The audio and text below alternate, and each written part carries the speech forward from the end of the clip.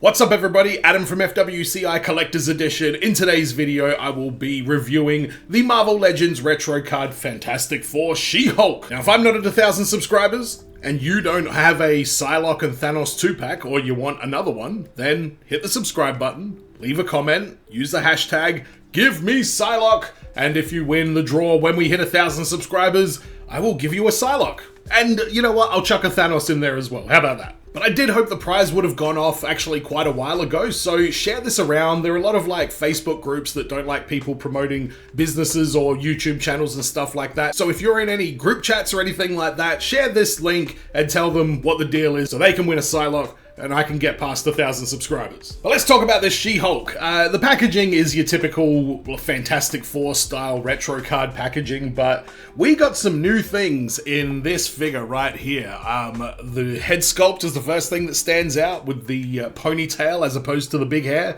It also comes with the big hair head as well, but that was the first thing that I noticed. For some reason, She-Hulk comes with dumbbells. Why does she need dumbbells? Is she got to keep in shape? Bruce Banner, when he turns into the Hulk, it's usually against his will and he's fighting it. I never see him in the gym at the lat pull down crying, going, no! So it's kind of a weird accessory, but I'm sure there's some kind of specific comic meaning that comes along with it. And she also comes with some extra hands, including a thumbs up hand, and she also comes with a peace sign hand as well. So again, I'm sure there is comic book relevance to those pieces. She also comes with the fist hands and the gripping hands for the dumbbells. A little bit of advice, the gripping hands are right behind the cardboard on the front of the bubble, so I nearly chucked mine out without finding the gripping hands. Thankfully, my missus caught it before we did. So just something to keep an eye out on if you do get this figure. But let's have a look at it. The paint application on this is especially good. It's so clean. Every single line is clean, but they've also done a good job of making that enhanced with the articulation. You can see the boot is white, but then where you've got the boot cut, you can see that that's where the paint changes. So a very well designed figure. No articulation around the waist, but we do have plenty of it in the upper torso. Not as much as you might want, but enough. So she has a boot cut, she's got a thigh cut, and how far do the legs go out? Pretty good actually. There was no pushback against that whatsoever. And pinless double jointed everything, which I love to see. For me, that makes it feel like, okay, you've got the one She-Hulk that you need. Which of course I thought was this one right here. And I do love that figure. I fell in love with it the moment I got it, but something about this Fantastic Four version, I feel like I like it even more. And even with the big crazy hairstyle that we've got on the Fantastic Four one, it also looks pretty great. So swapping the heads over like that, you can see, this one still looks pretty good, but I don't think that ponytail head actually makes it look better than it does with the original head. But this one, I think, looks great with either head. So hence why I feel like the Fantastic Four one actually has the edge. So I went and had a look, and I found the Fantastic Four that I think she matches with the best, and it's this one right here. Whatever this was the retro card Fantastic Four set, I believe. Now, I haven't read any Fantastic Four comics. In fact, if you saw my unboxing of the MCU Fantastic Four, you know that I don't really care for the Fantastic Four. I don't really care for the Fire version of Johnny Storm, and as you can see with my retro collection, I didn't get the Fire version again. I once again got the Fantastic Four uniform version.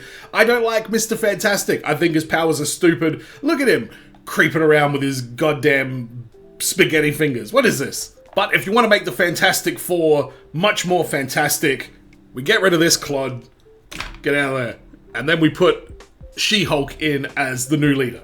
This is your elite Fantastic Four, except he's not allowed to use his flame on.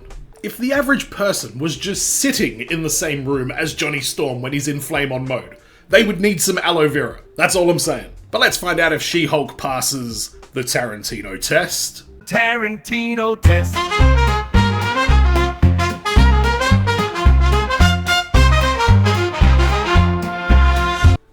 This is the Tarantino test. This is where I talk about the feet of the action figure in particular, because I think that's a very important part of the action figure posing process. You need a good foundation, you need solid feet, and as we all know, Quentin Tarantino loves feet, so we call it the Tarantino test. She-Hulk passes with flying colors. It's an immediate thumbs up from Quentin. The gigantic feat, because of the scale of this figure, she really gets the benefit that you get from figures like Colossus, not so much to the extent of like Juggernaut and things like that, but the bigger the figure, the bigger the feet, and that always means that it's usually much better to pose. This gets an extra thumbs up because the new head sculpt means there's a lot less weight. Why does this hair need to be so dense and heavy? Why does it need to be like that? That's the one complaint that I feel like Marvel Legends are really not addressing. Even this ponytail on this one is pretty heavy for what it is, and it is articulated, but because of the way it's designed, the articulation will just make it look like she's in a storm. Like, you can't really do a great deal. There's no expression on the face either, so it's not like you can make it look as though she's like screaming. I mean, that just looks like she has a side ponytail. It still looks good, but I think with the hair down at the back is definitely the way to go in this kind of pose right here. And all of that relates back down to the feet, which means she passes the Tarantino test. Tarantino test. But I hope you enjoyed this review of the Marvel Legends retro card She-Hulk. Let me know your thoughts down in the comments. Will you be picking up this figure? Do you need to add it to your Fantastic Four collection with your creepy spaghetti fingers, Mr. Fantastic? If you do, that's your business. And if you do want to win yourself a Psylocke and Thanos 2-pack, make sure you subscribe, get me to 1,000 subscribers, and leave a comment with the hashtag #GiveMePsylocke, and I will put you in the draw. I appreciate all the support, everybody, and as always, be well, stay safe, look after your figs, ta-ta, and farewell.